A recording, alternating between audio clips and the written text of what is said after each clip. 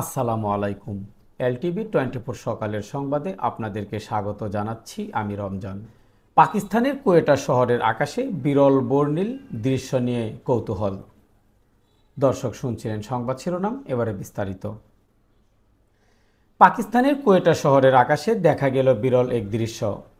আকাশকে তখন দেখাচ্ছিল বর্ণিল রঙের ঢেউ খেলানো, অনেকটা রংধনুর মতো।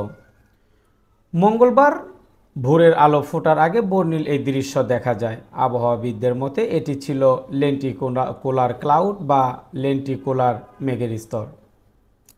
সামাজিক যোগাযোগ মাধ্যমে এক্স পাকিস্তান আবহাওয়া অধিদপ্তর এক বিবৃতিতে বলেছে, কুয়েটায় এটি ছিল বিরল লেন্টিকুলার মেঘের গঠন। বিবৃতিতে আরও বলা হয়েছে, 2025 সালের 28 অক্টোবর ভোরের দিকে কোয়েটা শহরের পূর্বাঞ্চলে অবস্থিত কুহ-ই-মুর্দার পর্বতের উপর এই লেন্টিকুলার মেঘের স্তর দেখা যায়। মেঘটি সূর্যোদয়ের ঠিক আগে দেখা গিয়েছিল, প্রায় 20 মিনিট স্থায়ী ছিল এবং সূর্যোদয়ের ঠিক আগেই তা মিলিয়ে যায়। অনেকেই এই মেঘের গঠনকে কন্ট্রেল ক্লাউড হিসাবেও অভিহিত করেন।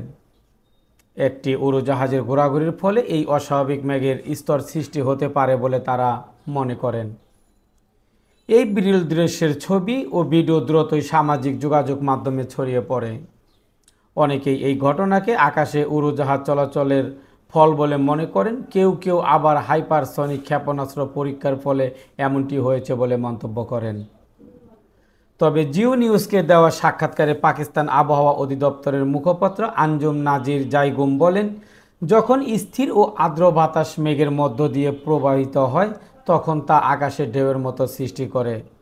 আঞ্জুম নাজির আলো বলেন, সাধারণত পাহাড়ের কুয়াশাচ্ছন্ন চূড়ায় এ ধরনের মেঘের স্তর সৃষ্টি হয় এবং তা কিছুক্ষণের মধ্যে জলীয় বাষ্প আকারে মিলিয়ে যায়।